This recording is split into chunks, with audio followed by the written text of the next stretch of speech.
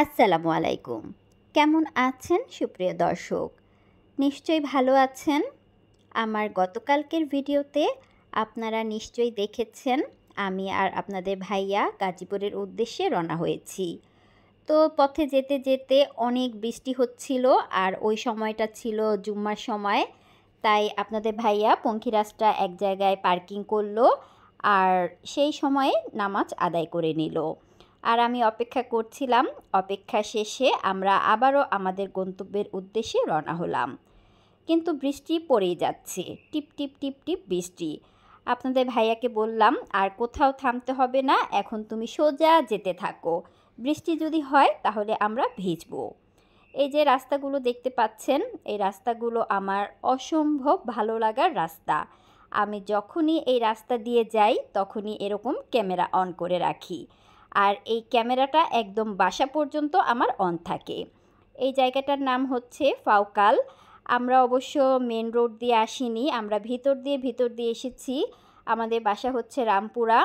তো রামপুরা থেকে আমরা হাতির ঝিল দিয়ে, তারপরে বনানী গুলশান হয়ে, এরপরে স্টেশন রোড দিয়ে বর্ণমালা রোড, হায়দ্রাবাদ, এই রোডগুলো ধরেই আমরা গাজীপুরে সবসময় আসা যাওয়া করি। তো এই যে আমার মায়ের বাড়ি হচ্ছে ভানুয়া। এখন আছি আমি ভানুয়ার রাস্তায়। এই রাস্তাটা আমার এত ভালো লাগে, যখনই যাই তখন তো ক্যামেরা অন করি আর মাঝে মাঝে পঙ্খিরাজ থামিয়ে আমরা আবার ছবিও তুলি। আজকেও কিন্তু ভুল করিনি, পঙ্খিরাজটা থামিয়ে এখানে আমরা ছবি তুললাম, ভিডিও করলাম, টিকটক করলাম। তো তার কিছু অংশ অবশ্যই আপনাদের সাথে আমি আগে পরে শেয়ার করেছি। তো আমাদের ছবি তোলা শেষ হলে আবারও আমরা আমাদের বাসার উদ্দেশ্যে রওনা হয়ে গেলাম। একেবারে বাসার কাছাকাছি চলে এসেছি। পঙ্খিরাজটা নিয়ে আমরা একদম উঠানে চলে যাচ্ছি, কিন্তু বৃষ্টি হওয়ার কারণে রাস্তাটা একেবারেই পিছলে আর কাদা হয়ে আছে। তাই আপনাদের ভাইয়া খুবই সাবধানে পঙ্খিরাজটা একটু একটু করে আগাচ্ছে। যাই হোক, অবশেষে বাসায় চলে এলাম। আমাদেরকে দেখে দৌড়ে এলো আমার ভাইয়ের মেয়ে রুষা। রুষার কোলে ছিল আমাদের হাফসা সোনা পাখি। হাফসা সোনা পাখিটা তো পাপাকে দেখে ভীষণ খুশি, সে যে পাপার কোলে উঠলো।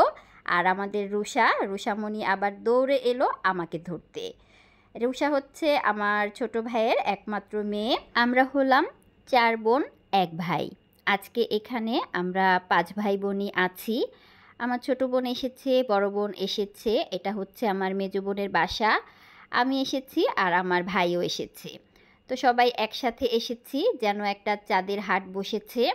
মা আগে রান্না করে আমাদের জন্য অপেক্ষা করছিল, তাই এসেই দেরি না করে তাড়াতাড়ি খাবার খেয়ে নিলাম। খাবার খাওয়া শেষে এখন এসেছি লেবু পাড়তে। এই যে দেখতে পাচ্ছেন বড় বড় লেবু, কাগজি লেবু, অনেক ধরনের লেবু আছে এখানে। তো আমি দেখে দেখে লেবু পাড়ছিলাম। আমার সাথে আছে আপনাদের ভাইয়া। আপনাদের ভাইয়াও বড় বড় যে লেবুগুলো উপরে আছে সেগুলো আমাকে পেড়ে দিচ্ছে। উপরেরগুলো আমি পারতে পারছি না, তাই আপনাদের ভাইয়া বড় আর যেগুলো অনেকটাই বাড়তি হয়ে গেছে এরকম দেখে দেখে লেবুগুলো পেড়ে দিল। আমি তো লেবুগুলো হাতে রাখতে পারছি না, একটা একটা করে শুধু পড়েই যাচ্ছে। তো আমার আপুকে বললাম, আমার আঁচলটা উঁচু করে ধরো, আমি লেবুগুলো একটু রাখি। তো আমি শাড়ি পরেছিলাম অনেকটাই পাতলা, এতগুলো লেবু শাড়ির আঁচলে রেখেছি, ভারে যেন মনে হচ্ছে শাড়ির আঁচলটাই ছিঁড়ে যাবে। তারপরও আঁচলের মধ্যে অনেকগুলো লেবু আমি নিলাম। আপনাদের ভাইয়া কিছু লেবু পারলো, আমি কিছু লেবু পারলাম, সাথে আমার মেজো আপু পেরে দিল। তো বড় লেবু পাড়া শেষ হলে আমি আবার পাশে একটা গাছ ছিল, সেখানে আবার কিছু কাগজি লেবু ছিল, সেখান থেকেও 4-5টা কাগজি লেবু ছেড়ে নিলাম। এরপরে দেখি আমার আঁচলটা সত্যি সত্যি ছিঁড়ে যাবার উপক্রম হলো। তারপরে আমি দৌড়ে গেলাম লেবুগুলো ঘরে রেখে আসার জন্য, যে না আর এভাবে আঁচলে নেওয়া যাচ্ছে না। এখন এলাম কাঁঠাল পাড়তে। আর কাঁঠাল কে পাড়ছে? আমার বড় আপু বলেছিল আপনাদের ভাইয়াকে কাঁঠাল পাড়তে, কিন্তু কাঁঠাল পাড়তে যেয়ে আপনাদের ভাইয়ার কাপড়ে কাঁঠালের কষ লাগতে পারে, তাই সেই ভয়তে সে আর পারল না। কাঁঠাল পাড়ছে আমার দুলাভাই, উনি হলেন আমার বড় আপুর হাজব্যান্ড। তো অনেকগুলো কাঁঠালই ছিল, ভাইয়া কাঁঠালগুলো পেড়ে কষগুলোকে ফেলে তারপরে দিচ্ছিল, আর একটা একটা করে কাঁঠাল আমি আবার নিচে নামিয়ে রাখছিলাম। এই যে কাঁঠাল পাড়ছে ভাইয়া, আর আমরা সবাই কিন্তু কাঁঠাল গাছের নিচেই দাঁড়িয়ে আছি। এখানে আছে আমার মা জননী, আমার বড় বোন, মেজো বোন, ছোট বোন, আপনাদের ভাইয়া, আমাদের হাফসা সোনা পাখি, আর আছে আমার ছোট ভাই এবং ছোট ভাইয়ের বউ। তো সবাই আমরা দাঁড়িয়ে আছি আর আমার দুলাভাই একটা একটা করে কাঁঠাল পাড়ছে। প্রথমে যে কাঁঠালটা পারলো সেটা ছিল আমার, এরপরে আরও 2টা কাঁঠাল পাড়া হলো, সেই 2টা ছিল আমার দুলাভাইয়ের। এরপরে আমার মেজো বোনের জন্য আর আমার ভাইয়ের জন্য কাঁঠাল পাড়া হলো।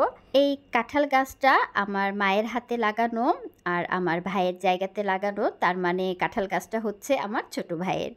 তো সবাই অপেক্ষা করছিল একসাথে হলে তারপরে কাঁঠালগুলো পাড়া হবে। তো সবাই একসাথে হয়ে কাঁঠালগুলো পাড়লাম, অনেক ভালো লাগার একটা সময় ছিল। এই যে আমাদের হাফসা সোনা পাখিটাও আছে। এখন কাঁঠালগুলোকে আবার ব্যাগের মধ্যে তোলা হচ্ছে। এই প্রথম কাঁঠালটা যেটা পাড়া হয়েছিল এটা আমার, তো একটা ব্যাগের মধ্যে আমার ছোট ভাইয়ের বউ ইয়াসমিন তুলে দিল। আর পরে যে ব্যাগটার মধ্যে কাঁঠালগুলো তোলা হচ্ছে এটা হচ্ছে আমার বড় আপুর জন্য 2টা কাঁঠাল একটা ব্যাগের মধ্যে নেওয়া হলো। আর ফারজানা মানে আমার ছোট বোন বেড়াতে এসেছে, সে আবার কিছুদিন থাকবে, তাই তার জন্য আর কাঁঠাল পাড়া হলো না। আমার ভাই আবার থাকে ভুরুলিয়াতে, ভাইয়ের জন্য একটা কাঁঠাল সেটা আলাদা করে একটা ব্যাগে নেওয়া হলো। সবার কাঁঠালগুলো আলাদা আলাদা করে ভাগ করা হলো। কাঁঠাল পাড়া শেষ হলে ভাইয়া চলে গিয়েছিল তার নিজের বাসায়। আর তার নিজের বাসায় মানে আমার বড়াপুর বাসায় বড়াপু কুমড়া গাছ লাগিয়েছিল, ভাইয়া আমার জন্য কিছু কুমড়া শাক পারলো। এরপরে বড়াপুর একটা বড় লেবু গাছ আছে, সেখান থেকে ভাইয়া আবার চঙ্গতে উঠে আমার জন্য কিছু লেবু পাড়ছে। এটা হচ্ছে কাগজি লেবু, গত বছর এই গাছে অনেক লেবু হয়েছিল। বড়াপু আমাকে 2 ধাপে অনেকগুলো লেবু দিয়েছিল। এখনও ভাইয়া গাছে উঠে আমাকে বেশ কিছু লেবু পেড়ে দিচ্ছে। আমি অবশ্য একটু পরে গিয়েছিলাম বড়াপুর বাসায়, তো আমি যেতে যেতে সন্ধ্যা হয়ে যাবে, তাই ভাইয়া করলা, কাঁকরোল, লেবু এবং শাক সব কিছু পেড়ে প্রসেসিং করে ব্যাগে রেখে দিয়েছিল। তো এই ছিল আমার ভানুয়া বেড়ানোর ছোট্ট একটা ভিডিও। ভানুয়া থেকে গিয়েছিলাম ভুরুলিয়া বড়াপুর বাসায়, রাত হয়ে যাওয়াতে সেখানে আর আমি ভিডিও ধরতে পারিনি। আজ তাহলে এখানেই বিদায় নিচ্ছি। সবাই ভালো থাকবেন। আল্লাহ হাফেজ।